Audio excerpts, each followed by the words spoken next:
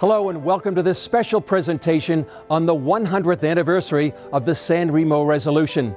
I'm Chris Mitchell, the Bureau Chief for CBN News here in Jerusalem, and your host for this broadcast produced by the European Coalition for Israel, ECI, and the Forum for Cultural Diplomacy. These organizations are dedicated to promoting closer relations and understanding between Israel and Europe, to confronting anti-Semitism, supporting peaceful coexistence between Jews and Arabs, and also to promote better inclusion of Israel and the Jewish people into the community of nations. This program is all part of that vision. You might not realize it, but 100 years ago in the small town of San Remo on the Italian Riviera, one of modern Israel's most significant events took place, the signing of the San Remo Resolution. At that time, after World War I, the great powers of the day recognized that the Jewish people had a legitimate right to the land, then known as Palestine. However, this profound geopolitical event has often been ignored or unrecognized by world leaders and the media. On this program, we'll hear from international law experts, top diplomats, and those who are making the San Remo Resolution a centerpiece in the debate over the Jewish people's right to the land of Israel. The European Coalition for Israel and the Forum for Cultural Diplomacy plan to celebrate the 100th anniversary of the resolution in San Remo itself.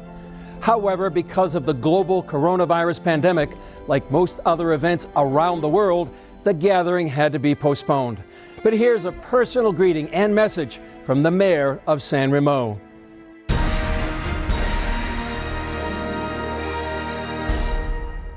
Greeting to you all. Shalom. Aleichem. My name is Alberto Biancheri. I am the mayor of San Remo. Exactly 100 years ago, our small and beautiful town was at the center of the world history. It was the place where leaders met to rebuild the world following the devastation of World War I. They met in San Remo, Villa de Vachan, in 1920, from April 19 to April 26. And it was here they decided that the people of the Middle East, both Arab and Jews, had the right to self-determination, paving the way for the creation of their nation-states. For this reason, San Remo is rightly understood as the birthplace of the State of Israel. And so, our town holds a very special place in Jewish history. You can come and discover more about these momentous events by looking at the unique archives we have on display at the special San Remo Resolution exhibition which our town hosts. San Remo may be a small town, but it has a long and important history as a center of international relations, politics and diplomacy. This tradition is still alive today with the activity of the International Institute of Human Rights, which is housed in a magnificent Villa Ormond. Of course, San Remo is already known for the Italian Song Festival, for its flowers, which are exported all over the world. And just as San Remo was a perfect for world leaders to meet a century ago, so also our town today continues to combine the best that Italy has to offer.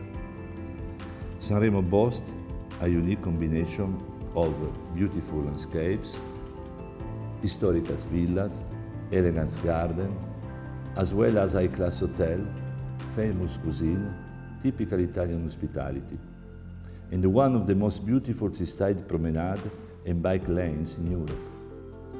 San Remo and all the Liguria region offer visitors a rich historical and cultural experience which invite you to explore and discover.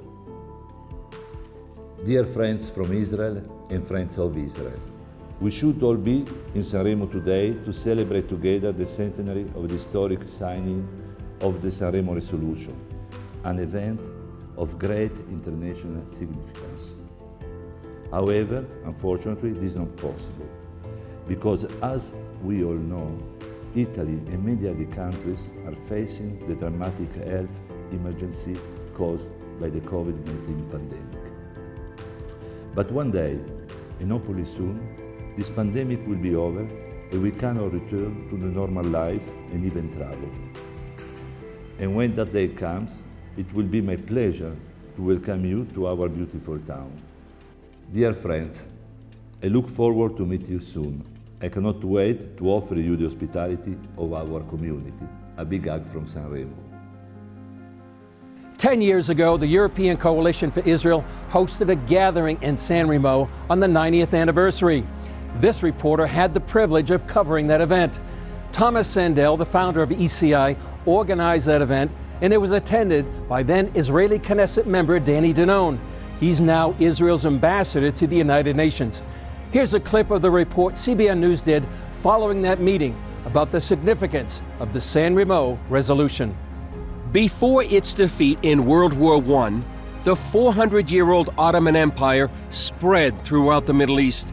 In San Remo, England, France, Italy, and Japan, along with the United States as an observer, divided the empire into 3 mandates: Iraq, Syria, and Palestine. France would oversee Syria, while Iraq and Palestine fell under Great Britain. The resolution also included the Balfour Declaration, written by England's Lord Balfour in 1917, which called for the establishment in Palestine of a national home for the Jewish people. One English diplomat, Lord Curzon, called it Israel's Magna Carta.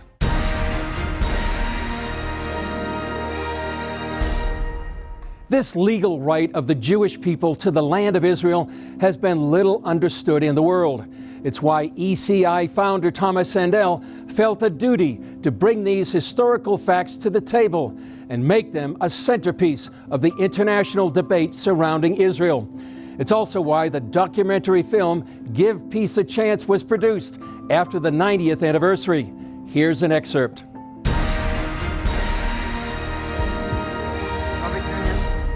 Yes. United Kingdom? Abstain? United States? Yes. Resolution of the DUC Committee for Palestine was adopted by 33 votes, 13 against, 10 abstentions. Resolution 181 in the United Nations General Assembly in 1947 paved the way for the rebirth of the State of Israel in 1948. However, did this give Israel legitimacy? The answer is no. Generally speaking, in international law, General Assembly resolutions are not binding. It's a wide myth. There's absolutely no truth that Israel's legal foundation is based on the UN Partition Resolution of November 29, 1947. If the Jewish people and the Arabs had agreed to enter into a treaty based on the terms of resolution, then rights and obligations could have been created in international law. But that didn't happen. The legal foundation of modern Israel really is initially traced back to the period right after the First World War, when the great powers at the time and the League of Nations, which was the UN of that particular period, had to decide what's going to happen to various former enemy territories. Howard Grief began practicing law in 1966. For many years, even before that, he had an interest in Middle East affairs.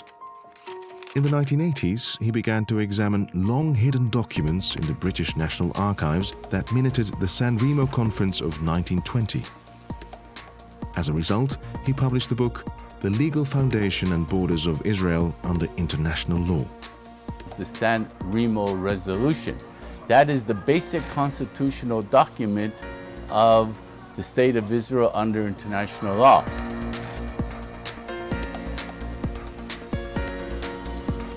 San Remo, the Villa de Vachon. This is the place where legal rights were granted. This is the place where legal rights were given to both the Jewish people and the Arab people. Dr. Jacques Gauthier is an international human rights lawyer.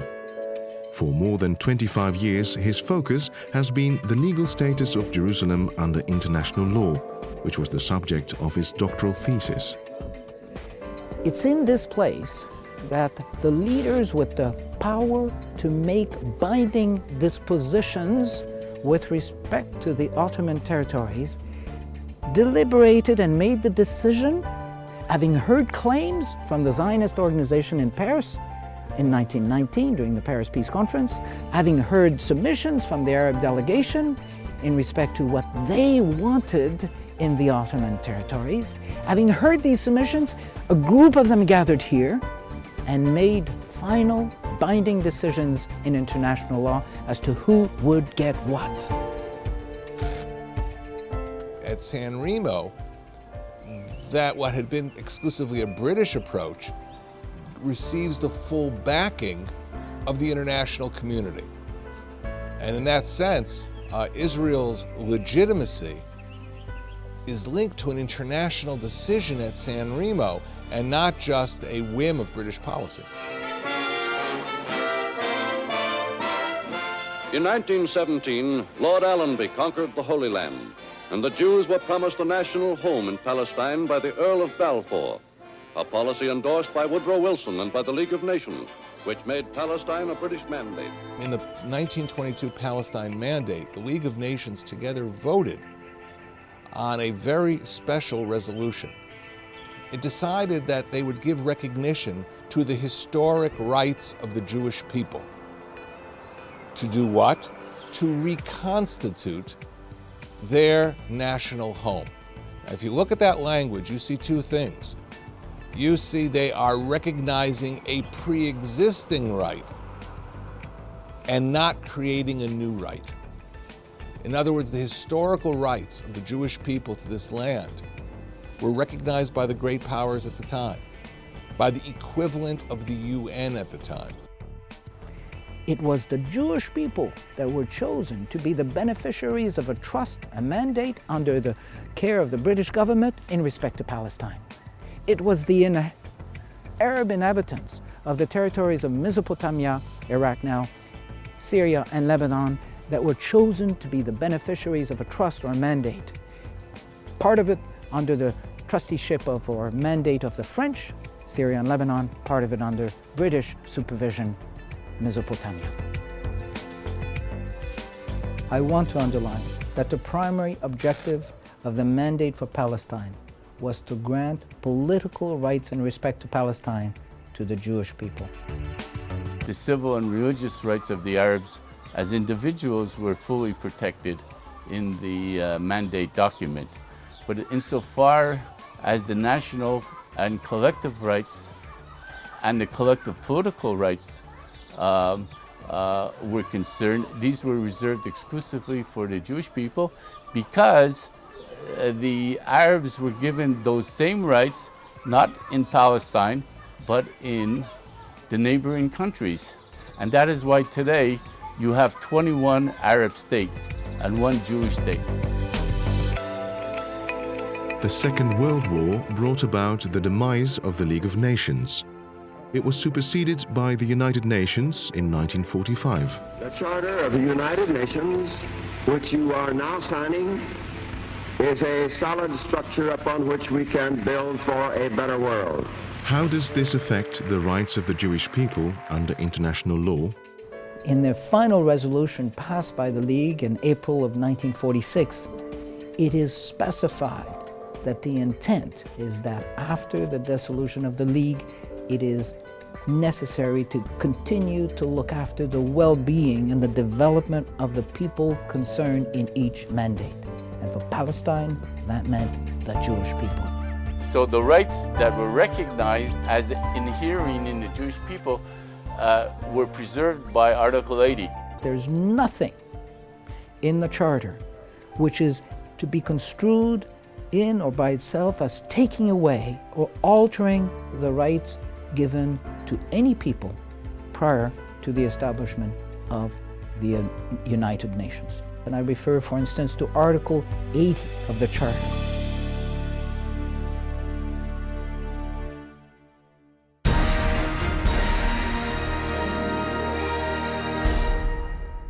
One of the experts who has understood the significance of San Remo is former Israeli ambassador to the UN, Dori Gold. Gold is now the director of the Jerusalem Center for Public Affairs, and he joined me here in our studio to discuss the importance of the San Remo resolution. Ambassador Gold, we've just seen a part of the documentary film Give Peace a Chance, and your own words were in that. Is there anything you'd want to add after viewing that? I think we're in a period, the last, 5-10 years, where our adversaries, the adversaries of Israel, have been trying to deny Israel its legitimacy. It has no right to be here. If it's here, it's just because it was strong enough to defeat its enemies.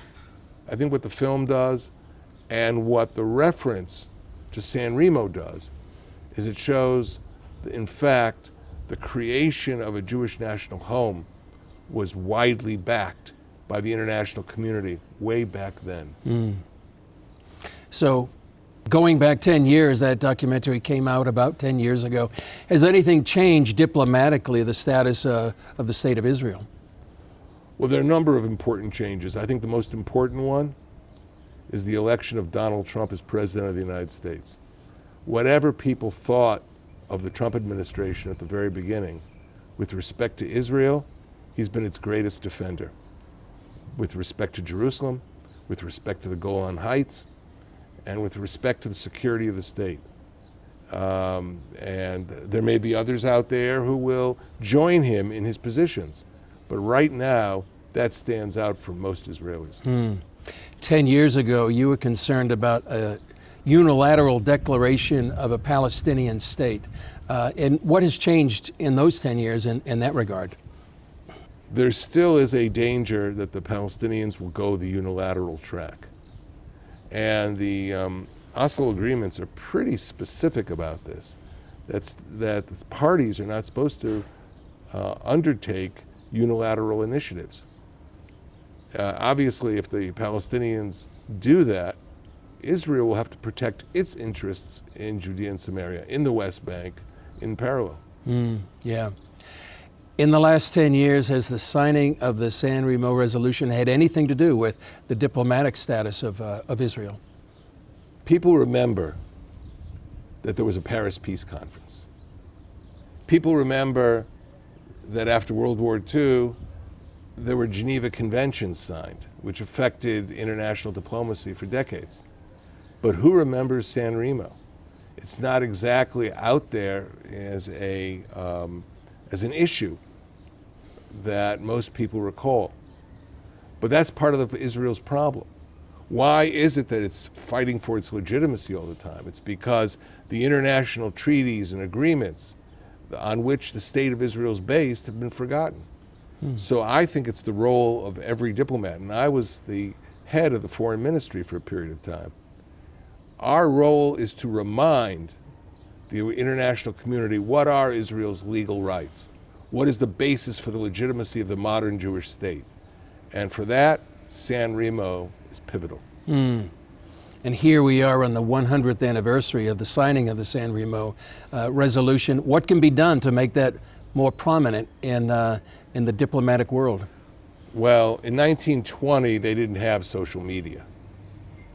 But in 2020, they do. And so part of what a good diplomat has to do is educate his followers, educate the international community. That's what I tried to do when I was the ambassador of Israel at the United Nations. But I think we have to do it now with much greater intensity than we ever did before. So do you see an opportunity right now on the 100th anniversary of the signing? Well, it might provide an opportunity, but it really depends on the hard work of diplomats.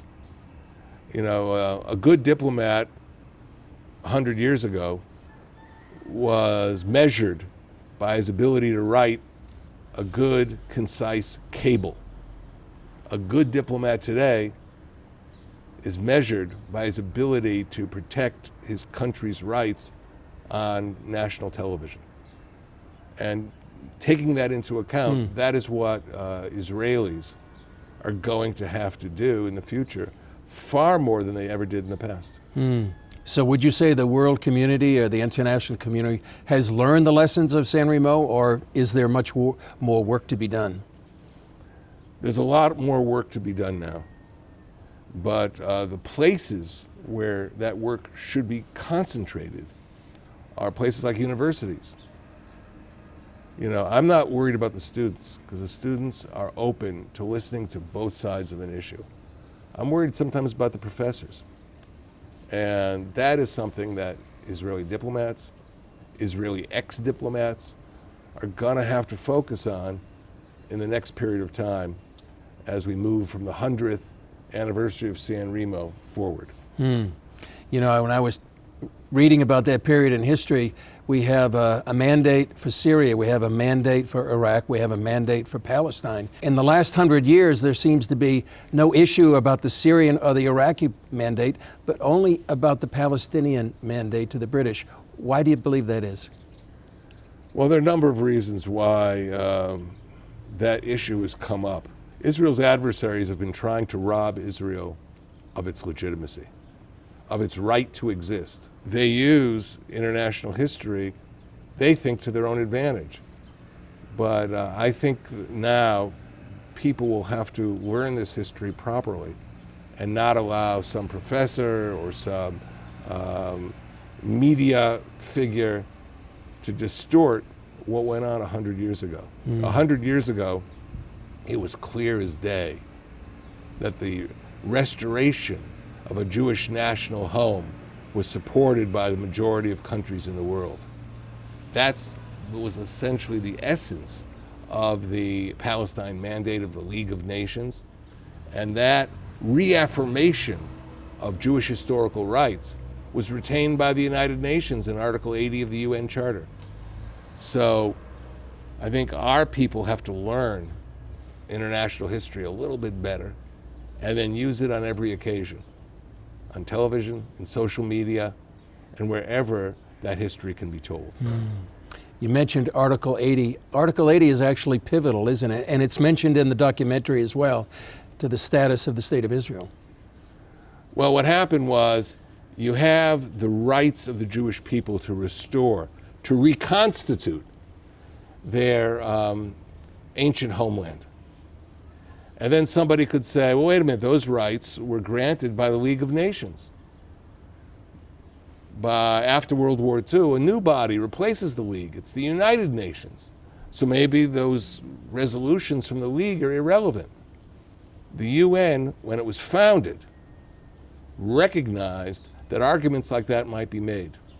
And therefore, they incorporated into the UN Charter, they incorporated Article 80, which basically said all of the rights that were recognized years ago that contain rights for the peoples of the Middle East and the rest of the world, those rights carry over to the UN period.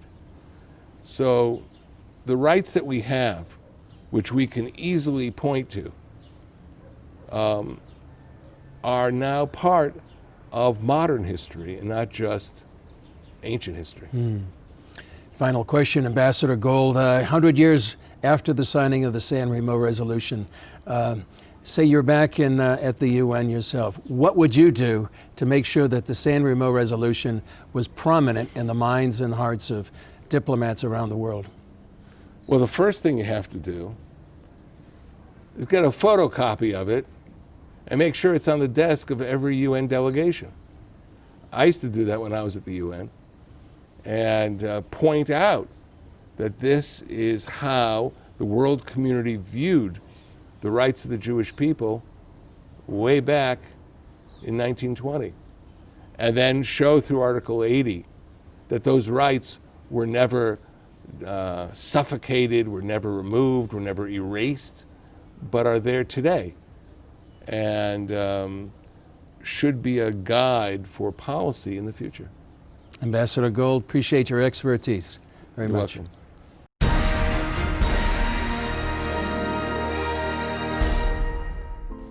Israeli ambassador to the UN, Danny Danon, was the keynote speaker at the 90th anniversary of the San Remo resolution.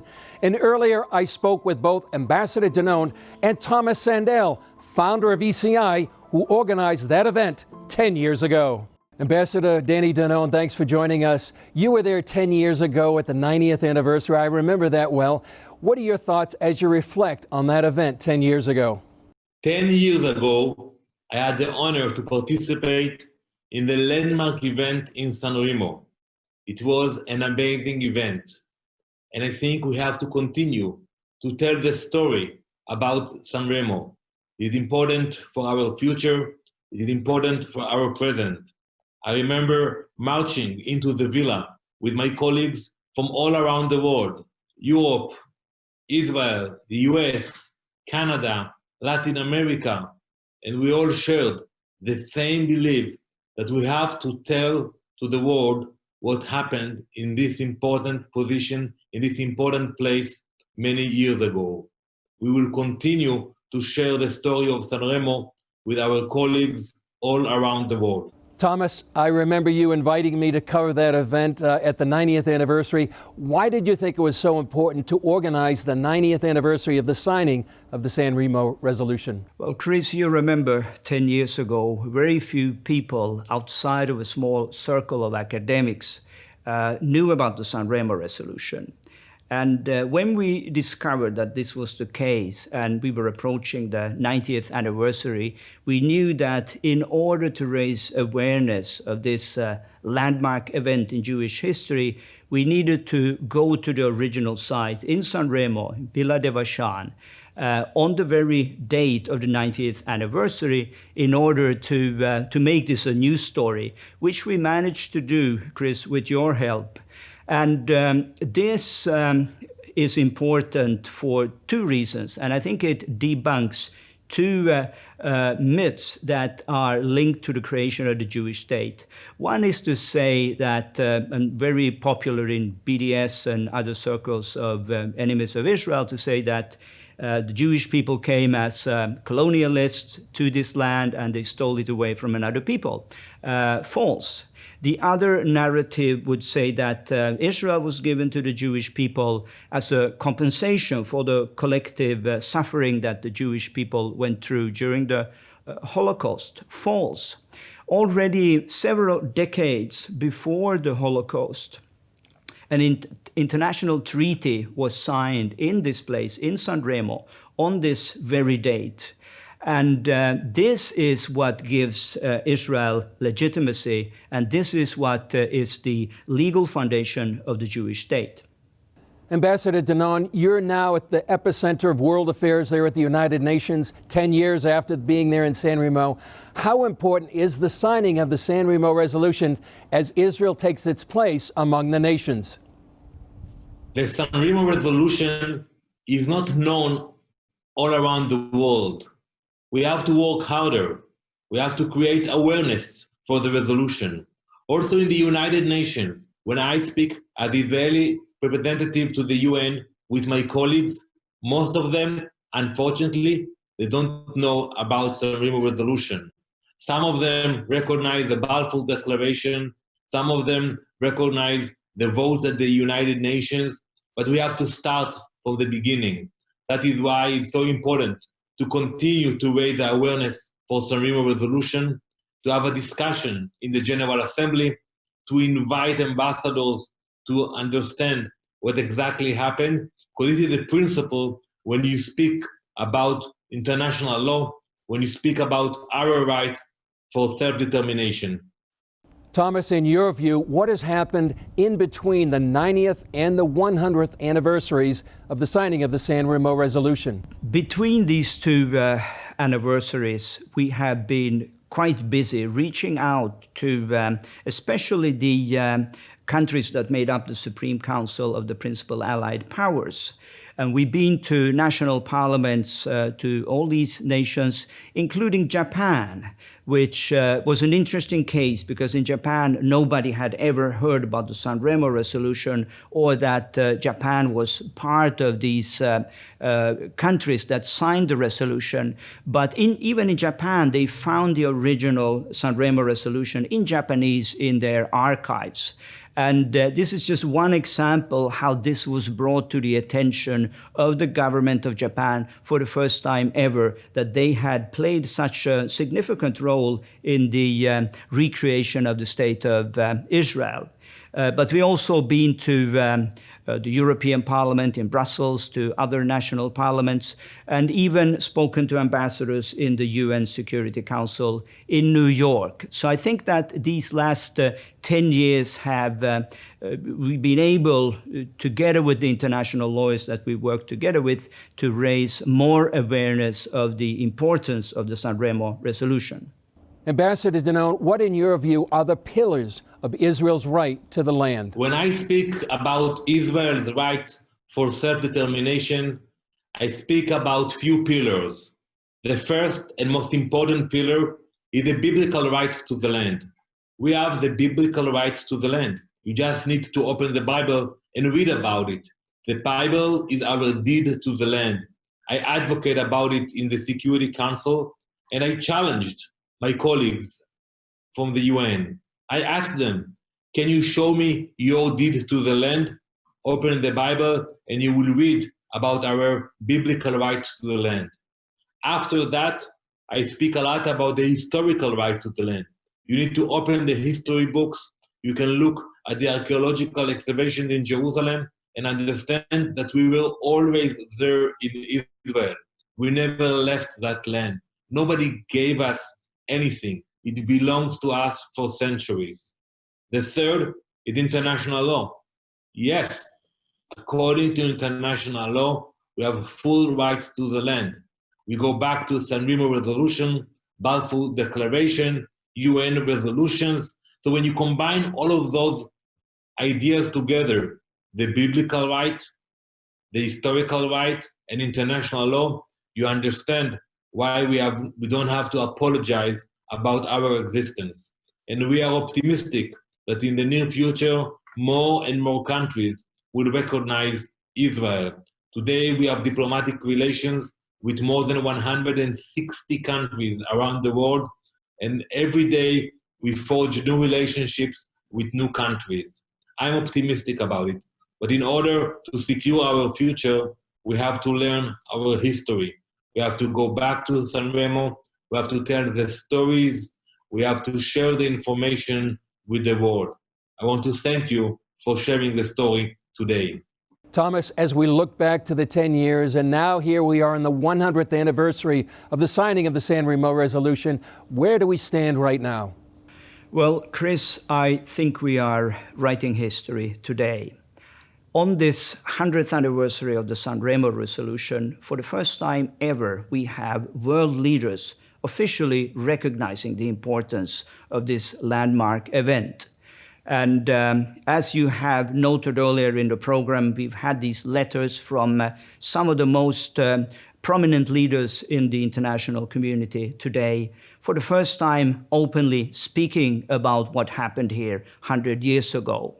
So I think for the next 10 years, this will be a crucial element in the international debate to go beyond what happened in the UN partition plan, what happened after the Holocaust, and instead focus on the prehistory and the agreements which were made under international law already in 1920. And I believe once we get the historical facts right, the legal facts right, we also have a better prospect for finding a peaceful solution in the Middle East region.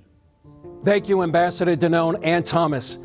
Britain played a key role in fostering the establishment of a Jewish state in Palestine, since the mandate was given to Britain. For Lord Simon Reading, this is not only a part of British history, but also a part of his family history. Ancestors on both sides of his family were instrumental in this process. The first Marquis of Reading was a member of the British War Cabinet, together with Lord Balfour and David Lloyd George. His great-grandfather on his mother's side is Alfred Mond, the first Baron Melchet, and a member of Parliament, who actually visited Palestine with Chaim Weizmann already in 1921. He was one of the founders of the Jewish Agency, who later became actively involved in the rebuilding of Jewish Palestine.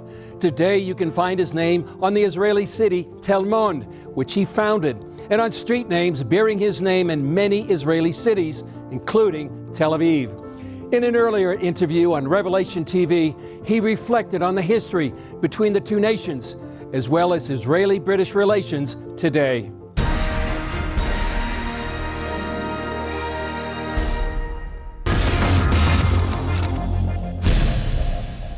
Well, welcome to the programme, and today we have two very special guests joining us. The first is Lord Simon Reading, who is the 4th Marquis of Reading. It's a great honour for us to have aristocracy on the Middle East Report today.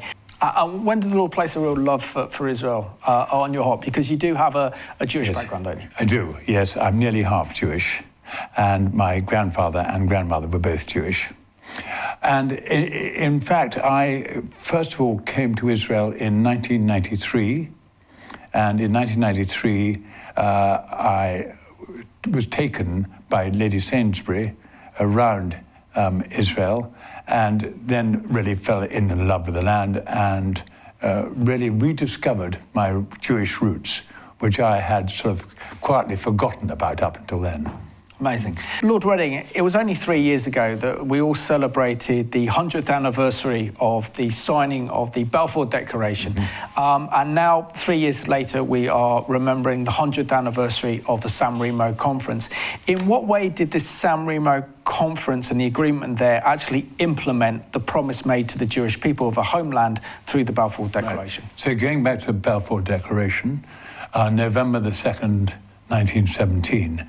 And basically it was a letter written by Lord Balfour on behalf of the cabinet to Lord Rothschild, granting a homeland to the Jews. So this is really just a letter of intent. What happened was 3 years later, it was ratified, legitimized by the Treaty of San Remo, where there were 4 central powers representing 51 nations. And the 4 powers were Italy, obviously San Remo, Britain, France, and rather unusually, Japan. So it was through the treaty that it really legitimized the Balfour Declaration and made it into international law. Lord Reading, we have to really discuss the fact that the Prime Minister David Lloyd George, who was the Prime Minister of the signing of the Balfour Declaration, he was also representing the British Empire at the San Remo Conference, very much personally wanted to support the re-establishment of the State of Israel and the Jewish people. First of all, it's interesting to look at the cabinet in 1917. There was Lloyd George, of course, who in fact was influenced very much by the Welsh revival. There was Balfour, who himself was a Plymouth Brethren. There were Jews like my other great-grandfather, Sir Alfred Mond. So it was a combination of evangelicals and Jewish influence which was behind the Balfour Declaration. 20 years later, they were losing the original vision. And in fact, Churchill mentioned this on 2 or 3 occasions in the House of Commons, that they'd started well, but were losing the thread. In terms of relations between Britain and Israel now, those relations are flourishing, aren't they? Particularly after kind of Brexit as well. That Israeli investment in the British economy is huge, and vice versa.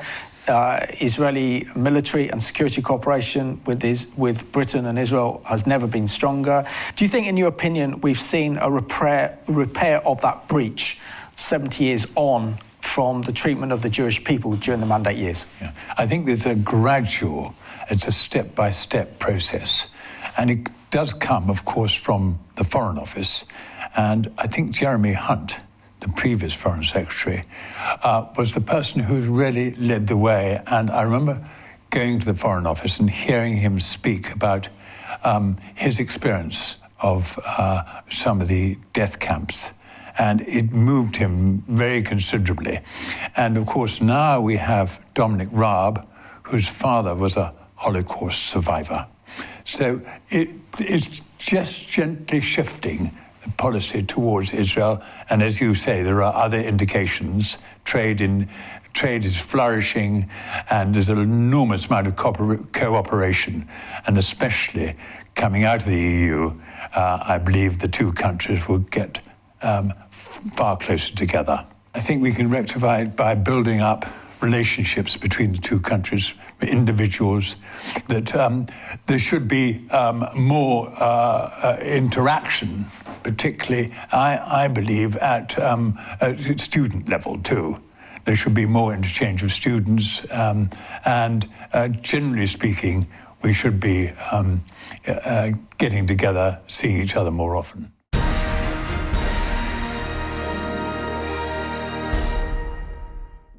For many years, as the international community discussed the solution to the Middle East conflict, the San Remo resolution was mainly forgotten. However, on the 100th anniversary, a number of governments have sent their personal messages to this occasion. It illustrates how the landmark event is no longer just a side note in world history, but a significant event to be considered for any future peace agreement. It's also the first time San Remo has been recognized in official documents by some of these countries. Here are some of those messages.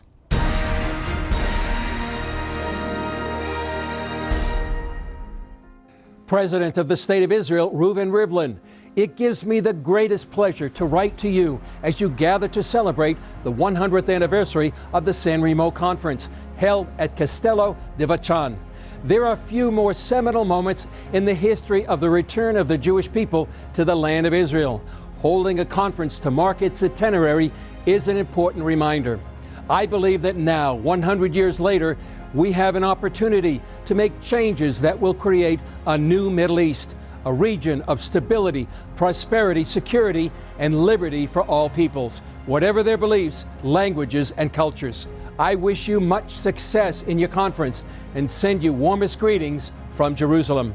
President of the Czech Republic, Milo Zeman, I would like to thank the European Coalition for Israel and the Forum for Cultural Diplomacy for the important work supporting the State of Israel.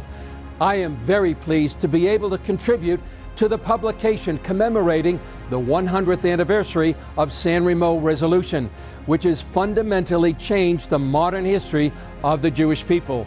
Thanks to the Balfour Declaration, which is an inseparable part of the San Remo Resolution, Jewish people obtained their Magna Carta and a possibility to return to their homeland after nearly 2,000 years of life in the diaspora. Although the Jewish people had to wait for the establishment of the State of Israel until 1948, the San Remo Conference was a crucial moment for the beginning of building such a successful country. I am convinced that the bonds between the Czech Republic and the State of Israel will keep strong. Allow me to express my honest pleasure and congratulations to the State of Israel celebrating the 100th anniversary of San Remo Resolution and getting the right to return to the Holy Land. Prime Minister of Italy, Giuseppe Conte, one of the seeds of this olive tree that would become the symbol of the Israeli national identity was in fact planted in Italy in San Remo 100 years ago. The San Remo Final Resolution incorporated the 1917 Balfour Declaration into international law, confirming its support to the creation of a national home for the Jewish people, without prejudice of the rights of the non-Jewish communities in Palestine. On the 100th anniversary of the conference, Italy remembers its commitment to Israel and the great friendship that binds our two countries and peoples. Scott Morrison, the Prime Minister of Australia. This April marks 100 years since the passing of the San Remo Resolution in 1920. Australia maintains close ties with the countries of the region that gained their independence in the decades that followed. Here in Australia, we cherish our enduring friendship with Israel. We were among the first to recognize the new nation in 1948, and during that formative time, our then Prime Minister, Ben Chifley, claimed that Israel would be a force of special value in the world community. Today, Australia and Israel's relationship continues unbroken, supported by the Australian Jewish community, which has done so much to shape our country for the better. I wish the people of Israel peace and prosperity in the years to come. U.S. Secretary of State Mike Pompeo.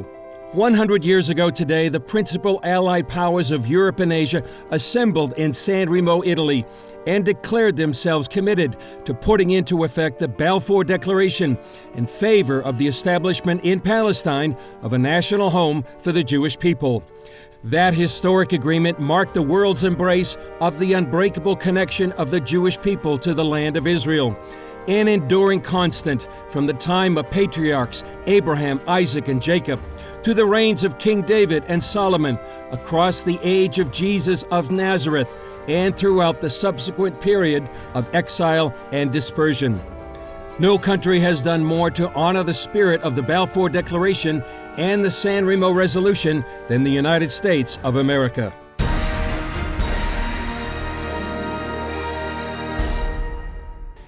The 100th anniversary in April is passing, but as the Israeli ambassador to Italy and the founder of ECI, Thomas Sandel, explained, it's only the beginning of an important year ahead. Just before a small virus turned the world upside down, I had the opportunity to visit San Remo in early February. We at the Israeli embassy in Italy planned to hold a major event marking the centenary of the conference, together with the European Coalition for Israel and World Zionist Organization, with the participation of leaders from Italy and around the world.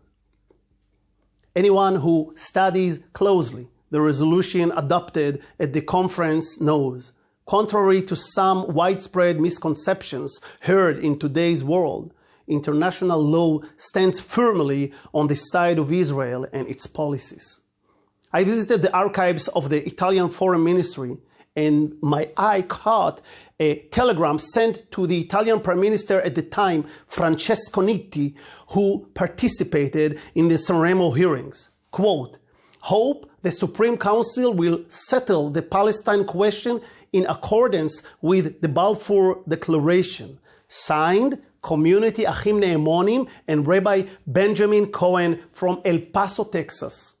We saw many such telegrams and learned about the tense anticipation of the Jewish world and the importance of the conference at that point in history.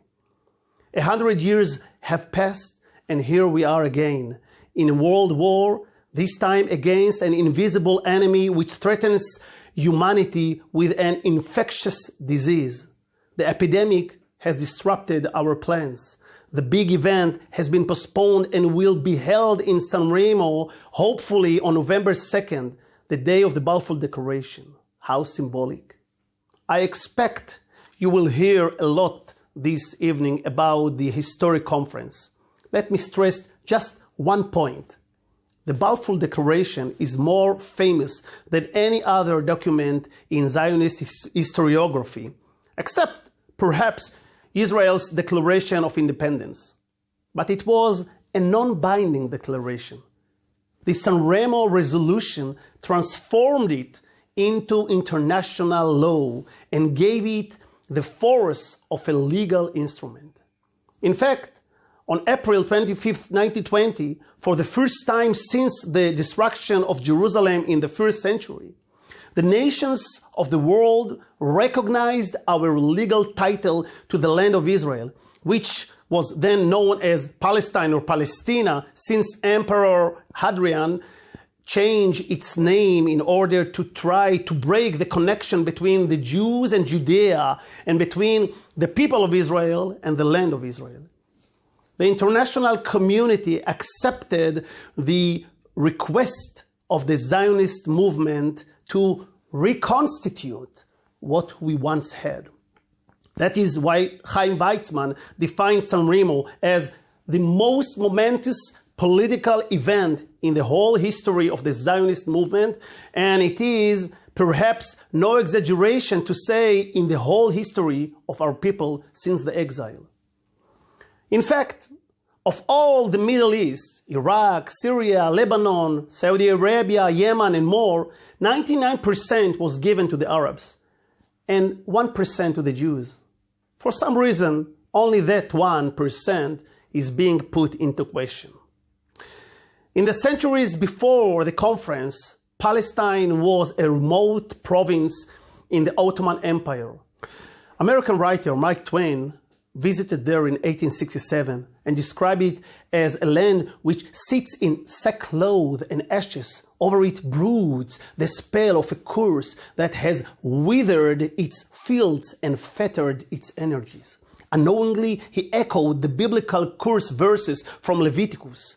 And I will bring the land into desolation, and your enemies which dwell therein shall be astonished at it.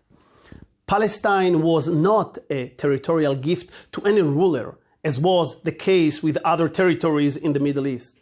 British Prime Minister Lloyd George, who stayed at the Villa de Vauchan in San Remo all that fateful week, as well as Lord James Balfour, were both God-fearing Christians. They were Zionist Christians, which means they believe in the biblical prophecies of the return of the Jews to Zion and wanted to help fulfill them and to bring about the resurrection of the Jewish nation in the Holy Land, thereby bringing justice to our suffering people. Darkness and light alternate in our long history. At certain moments of grace, we received the support of the nations. Most of the time, we had to fight for our most basic rights. The war against the Jewish people, against its existence, culture, and beliefs, has taken many shapes. Throughout history, we have become familiar with anti-Semitism based on differences in belief. In the last century, we have become aware of a new anti-Semitism, opposition to the Jewish nationalism.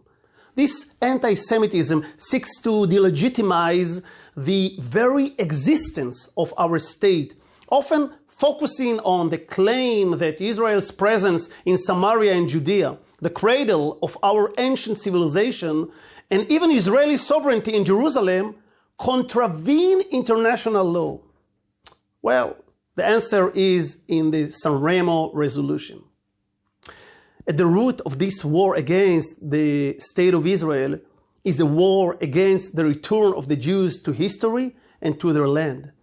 In a long-standing historical perspective, this aspect is no less significant than the political and military interest which stood at the basis of the various treaties. When it comes to our return to Zion, the world must choose which side of history it is on. In April 1920, in San Remo, the positive forces of the time chose the right side of history and established the legal and political basis upon which, exactly 28 years later, by the Hebrew date, the State of Israel was established. Well, I want to thank you, Chris, for hosting the program today on this exceptional day, the 100th anniversary of the San Remo resolution. But let us remember that this is only the beginning of a centenary year. And as an organization, European Coalition for Israel, we hope to soon return to San Remo, the original site of the signing of the resolution, not only in support of the legal rights of the Jewish people to the land, but also in solidarity with the Italian people who have suffered so much in the last few weeks, and but still have shown such a warm commitment to celebrating this landmark event together with us. So as soon as the situation will permit, we are committed to returning to San Remo and again remember what happened there 100 years ago as the legal rights of the Jewish people were codified under international law. And that was indeed a landmark event.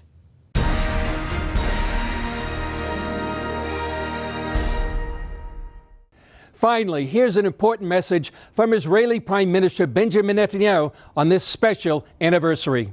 My dear friends, the centennial anniversary of the San Remo Conference is a chance to celebrate a seminal moment in the history of Zionism. At San Remo, the victorious Allied powers of World War I recognized the Jewish people's right of self-determination. Those powers ratified and pledged to implement the Balfour Declaration. 3 years earlier, British Foreign Minister Lord Arthur Balfour, speaking on behalf of his government, had called for the establishment in Palestine of a national home for the Jewish people. Now, in ratifying that historic declaration, San Remo recognized a fundamental truth. The Jewish people are not foreign colonialists in the land of our forefathers. The land of Israel is our ancestral homeland. My friends, for decades, I've been fighting those who have sought to deny the millennial connection of the Jewish people to our homeland. I'm proud to say that the decades-long struggle has borne fruit. 3 months ago, the Trump peace plan recognized Israel's rights in all of Judea and Samaria. And President Trump pledged to recognize Israel's sovereignty over the Jewish communities there and in the Jordan Valley. A couple of months from now, I'm confident that that pledge will be honored, that we will be able to celebrate another historic moment in the history of Zionism. A century after San Remo, the promise of Zionism is being realized. It's being realized because we never stopped fighting for our rights, and your efforts are part of that fight. Thank you for celebrating this historic occasion. Thank you for fighting for the rights of the Jewish people. Thank you for working to help secure the Jewish future.